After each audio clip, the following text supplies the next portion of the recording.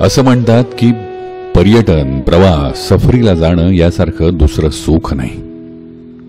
आणि आजींच्या एकटेपणाला तरतरीत ठेवण्यात याच पर्यटनाचा सिंहाचा वाटा आहे असं ते म्हणतात. आज 52 वर्ष लग्नाला उलटून गेली. मुलं, नातवंड भुर्रकन उडणाऱ्या पाखरासारखी आपापल्या विश्वात रममाण झाली. मग घरात बोलायला कोणी नसलं तरी प्रवासाच्या आठवणींनी घर कसं भरल्यासारखं वाटतं असं ते म्हणतात. कधी वाद घालत, कधी सहमतानं वेगवेगळे डेस्टिनेशन बघायचे हा नित्य नियम होता त्यांचा. त्यामुळे एसटीएस अर्ध जग बघून झालो असंही ते म्हणतात. आजोबा आजींच्या लग्नाचा वाढदिवस आणि कुठल्या तरी भन्नाट डेस्टिनेशनला फिरायला जाणं हे गेली अनेक वर्षांचं समीकरण झालं होतं.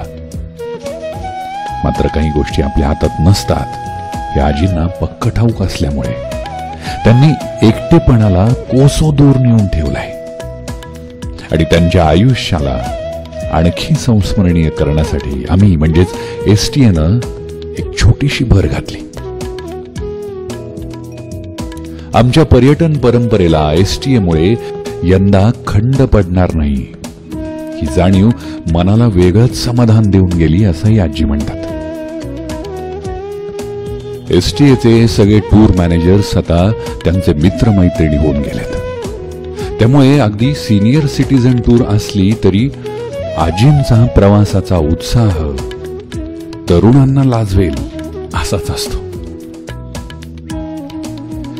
एरवी पुस्तकात, वाचनात रमणाऱ्या आजी एसटीएची टूर निश्चित झाली की स्वतःच्या विश्वात रममाण होऊन जातात आणि आपल्या कुठल्या बरं समवयीन मैत्रिणींना या टूरसाठी आपण बरोबर घेऊन जावं या विचारात मग्न असतात. त्यांनी आमच्यावर दाखवलेल्या विश्वासाला आणि त्यांच्या पर्यटन प्रेमाला आमचा सलाम.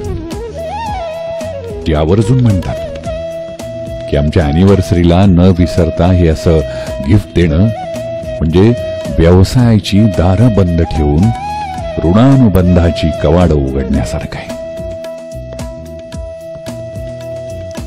एसटीए हॉलिडेज तुमच्या पर्यटनाची परंपरा आणखी संस्मरणीय करणारं नाव.